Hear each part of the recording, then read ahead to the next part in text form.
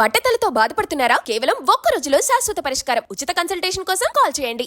MPTC ఎన్నికల్లో మా ఊరు ఎరిపల్లె గ్రామంలో ఏజెంట్లను కూడా కొడుతున్నారు. మమ్మల్ని లోపలికి కూడా అలౌ చేయలేదు. ఏమన్నా అంటే మహిళలు అనుకోకుండా అసభ్యకరంగా మాట్లాడుతున్నారు. బీటెక్ రవి తమ్ముడు భరత్ కుమార్ మమ్మల్ని కొడుతున్నారు.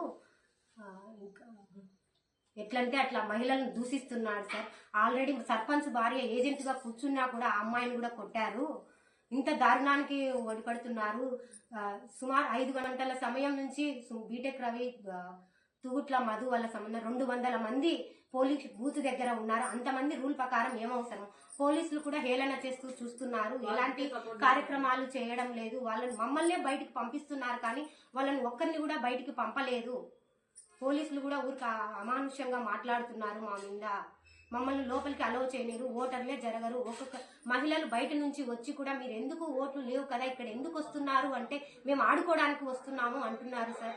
ఇంత దారుణానికి ఒలపడుతున్నారు మా మీద. మమ్మల్ని ఏజెంట్లుగా కూడా అలౌ చేయలేదు. మమ్మల్ని కొడుతున్నారు. ఎలాంటి మమ్మల్ని దారుణంగా హింసిస్తున్నారు. మమ్మల్ని మామూలు సాఫీగా ఓట్లు జరగాల్సింది పోయి ఇంత దారుణానికి ఒలపడుతున్నారు సార్. వీడియో తీయడానికి కూడా ఫోన్లు లాక్కున్నారు. ఆడవాళ్ళని చూడకుండా మమ్మల్ని ఆధార్ కార్డులు స్లిప్పులు మమ్మల్ని చించేస్తున్నారు. మేము ఏమని ఓటు వేయాలి? మమ్మల్ని లోపలికి